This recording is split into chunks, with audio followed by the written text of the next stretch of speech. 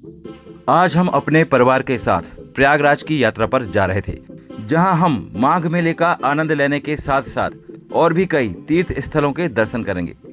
तो चलिए हम आपको बताते हैं हम कहां कहां जाएंगे। तो सबसे पहले हम संगम में स्नान करेंगे, फिर उसके बाद हम अकबर के किले में अक्षय वट के दर्शन करेंगे। इसके बाद हम लेटे हुए हनुमान जी के दर्शन करते हुए महर्षि भारद्वाज के आश्रम और आनंद भवन एवं स्वराज भवन भी चलेंगे। काशी विश्वनाथ भी हमारी यात्रा सूची में शामिल है। तो हमारे सफर की शुरुआत होती है प्रयागराज से, जहां पर बहुत सारे तीर्थ स्थल है और हम कोशिश करेंगे आपको ज्यादा से ज्यादा तीर्थ स्थलों के दर्शन करा सके। ठिठुरन भरी ठंड और मजेदार मौसम के साथ हम अपने सफर पर निकले और एक जगह रुककर अलाव की गर्मी और गर्मा गर्म चाय का आनंद लेते हुए थोड़ी देर आराम किया। और उसके बाद गुड्डू भाई को बहुत जोर से भूख लगती है और वो मुझसे कहता है कि जाकर रेस्टोरेंट में मेनू पता करो। लेकिन रात अधिक हो जाने के कारण रेस्टोरेंट में खाना उपलब्ध नहीं हो पाया, इसलिए गुड्डू को घर के अचार पूरी खाकर ही संतोष करना पड़ा। और खाकर चाय पीकर हम अपनी यात्रा फिर से शुरू करते हैं और पहुंच जाते हैं प्रयागराज। यहाँ पर हम अपनी गाड़ी को पार्किंग में लगाकर अपनी संगम यात्रा के लिए आगे बढ़ते हैं। इतना सुंदर और इतना मनमोहक दृश्य, ऐसा लग रहा था जैसे पूरा का पूरा मेला क्षेत्र दुधिया रोशनी से नहाया हुआ हो। प्रयागराज का माघ मेला 2026 न केवल श्रद्धा का केंद्र है, बल्कि प्रशासनिक कुशलता का भी एक बड़ा उदाहरण है। करोड़ों श्रद्धालुओं की सुविधा और सुरक्षा के लिए संगम तट पर एक अस्थायी शहर बसाया गया है। आगे अपने सफर पर चलते हुए हमें एक विशाल रुद्राक्ष से बना हुआ शिवलिंग दिखाई देता है, तो हम वहां पर रुक जाते हैं और भगवान शंकर के दर्शन करते हैं। ये वास्तव में मन को मोह लेने वाला अद्भुत नजारा था। मेले का आनंद लेते हुए हम लोग संगम क्षेत्र की ओर बढ़े जा रहे थे। हमें संगम तक पहुंचने के लिए करीब 2 से 3 किलोमीटर तक पैदल यात्रा करनी पड़ी। चलते चलते हम पहुंच जाते हैं संगम क्षेत्र। मान्यता है कि संगम में स्नान करने से जन्म जन्मांतर के पाप धुल जाते हैं और आत्मा को परम शांति एवं शुद्धि मिलती है। प्रयागराज की यात्रा केवल एक पर्यटन नहीं, बल्कि भारत की प्राचीन संस्कृति, गहरी आस्था और गौरवशाली इतिहास से जुड़ने का एक मौका है। तो चलिए हम आपको प्रयागराज का महत्व और कुछ पौराणिक कथाएं बताते हैं। प्रयागराज की सबसे बड़ी महिमा यहाँ का संगम है। यहाँ 3 पवित्र नदियाँ मिलती हैं। गंगा जो पापों का नाश करती है, यमुना जो भक्ति का प्रतीक है, सरस्वती जो अदृश्य रूप से ज्ञान की धारा बनकर बहती है। मान्यता है कि यहाँ स्नान करने से जन्म मरण के चक्र से मुक्ति मिलती है। यहीं पर ब्रह्मा जी ने अपना प्रथम यज्ञ किया था। प्रयाग शब्द की उत्पत्ति के पीछे एक प्राचीन कथा है।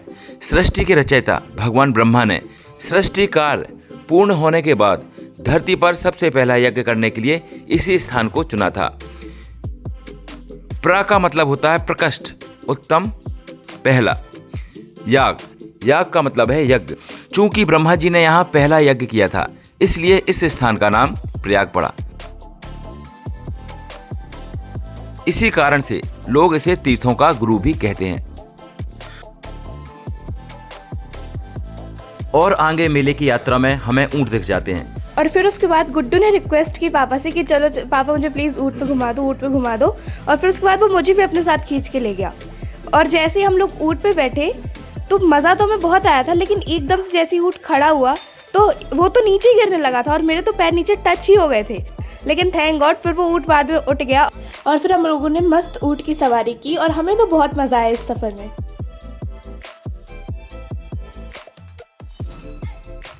जब हम लोग ऊँट पे बैठे थे तो हम लोगों को तो ऐसा लगा था जैसे ऊँट गिर ही जाएगा। दीदी को तो बहुत डर लग रहा था, लेकिन फिर मेरे को थोड़ी देर बाद से मज़ा आने लगा था। शुरुआत में तो मुझे भी डर लग रहा था। अब हमारी यात्रा का अगला पड़ाव था अकबर फोर्ट, जहां पर हम किले की सैर करने वाले थे और अक्षय वट के दर्शन भी करने वाले थे।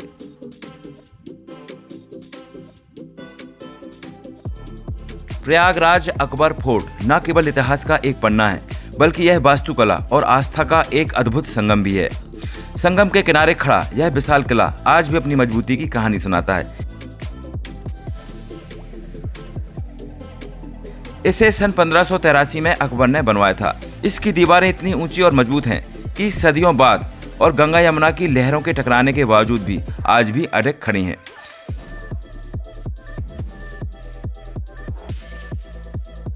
इस किले के भीतर अक्षय वट का पवित्र वृक्ष है। श्रद्धालु दूर दूर से इसके दर्शन करने आते हैं, जो इस किले को ऐतिहासिक के साथ साथ आध्यात्मिक रूप से भी महत्वपूर्ण बनाता है।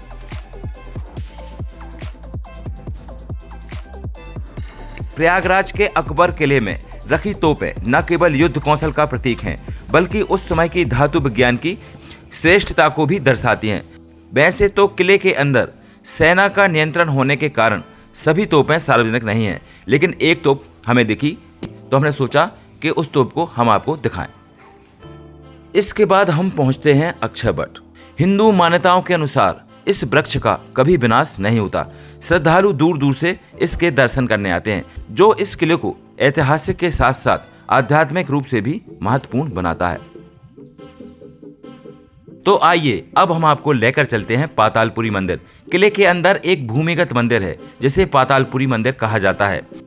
यहाँ कई प्राचीन देवी देवताओं की मूर्तियां हैं।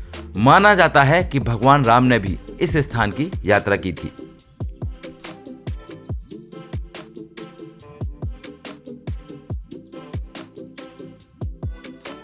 किले से मेला क्षेत्र का नजारा बहुत ही अद्भुत और बहुत ही सुंदर लग रहा था। इसके बाद हम पहुंचते हैं लेटे हुए हनुमान जी मंदिर।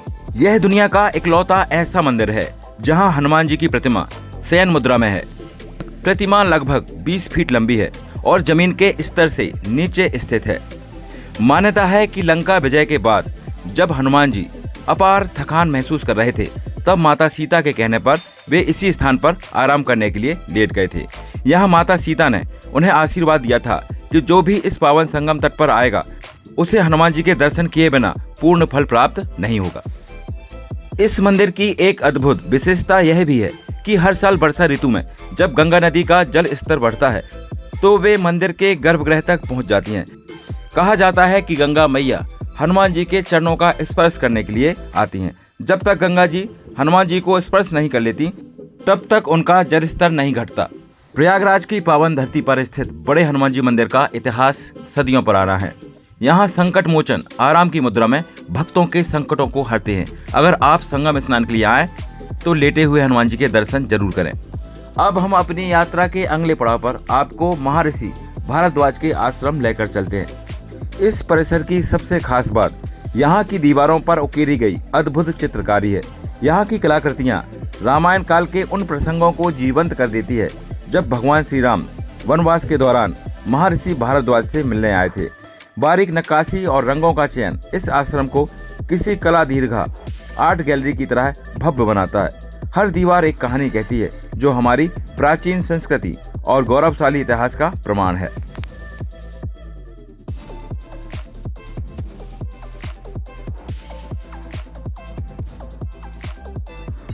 महर्षि भारद्वाज के इसी पावन आश्रम परिसर में स्थित है प्रयागराजेश्वर महादेव मंदिर।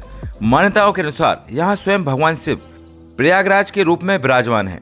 यह वही स्थान है जहाँ त्रेता युग में भगवान श्री राम ने वनवास जाते समय महर्षि भारद्वाज से आशीर्वाद लिया था और भगवान शिव की आराधना की थी। यह मंदिर केवल आस्था का केंद्र नहीं है, बल्कि यह उस महान गुरुकुल का हिस्सा है जहाँ एक समय में 10,000 से भी अधिक विद्यार्थी शिक्षा ग्रहण करते थे। यहाँ दर्शन करने से मानसिक शांति और विद्या की प्राप्ति होती है। ऋषि भारद्वाज भगवान शिव के अनन्य भक्त थे।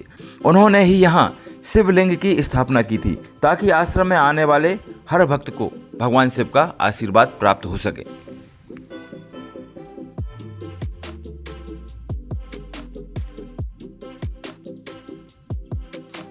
अब हम आपको लेकर चलते हैं महर्षि याज्ञवल्क्य के मंदिर।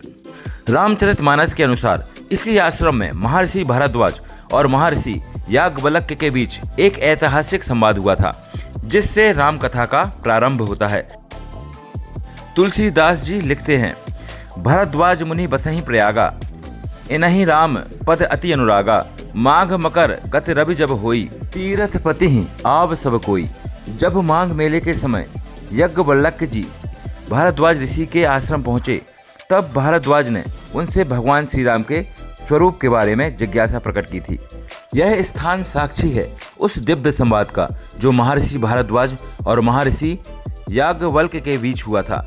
इसी स्थान पर भारद्वाज जी के प्रश्नों का उत्तर देते हुए याज्ञवल्क्य जी ने राम कथा की महिमा सुनाई थी।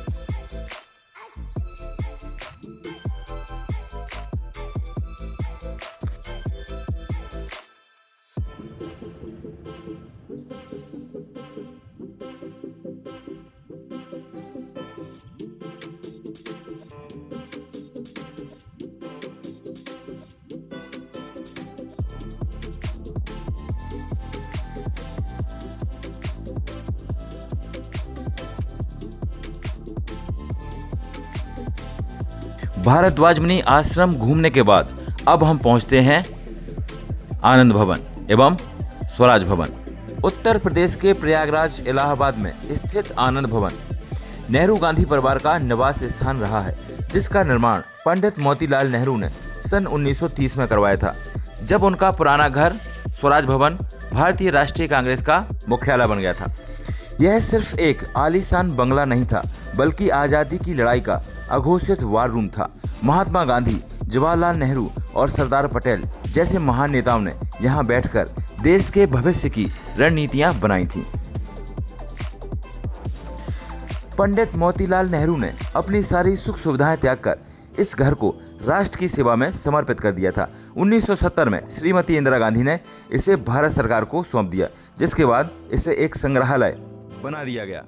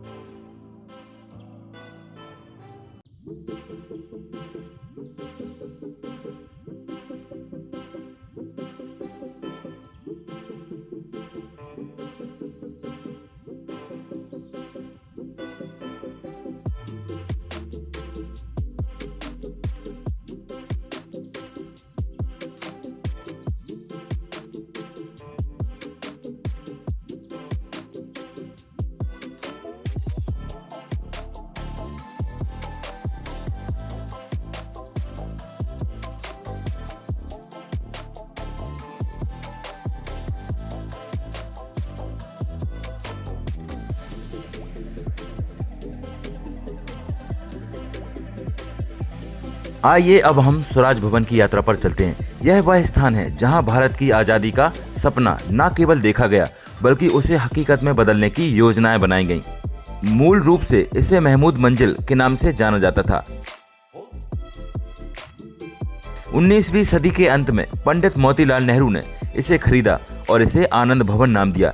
लेकिन जब 1930 में उन्होंने नया आनंद भवन बनवाया, तब इस पुरानी इमारत को स्वराज भवन का नाम दिया गया।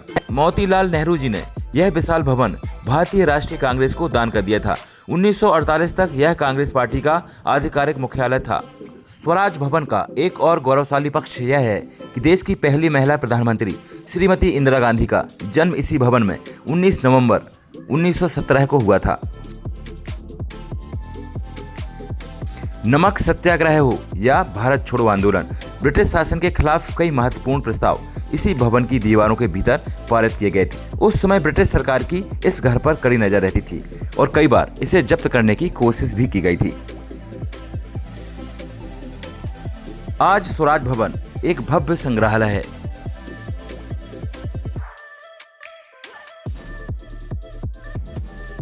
आपको यह हमारी प्रयागराज यात्रा कैसी लगी? अगर आपको पसंद आई हो तो आप हमें सपोर्ट करें, हमारे वीडियोस को लाइक करें और हाँ, सब्सक्राइब करना ना भूलें। मिलते हैं अगले वीडियो में, तब तक के लिए गुड बाय।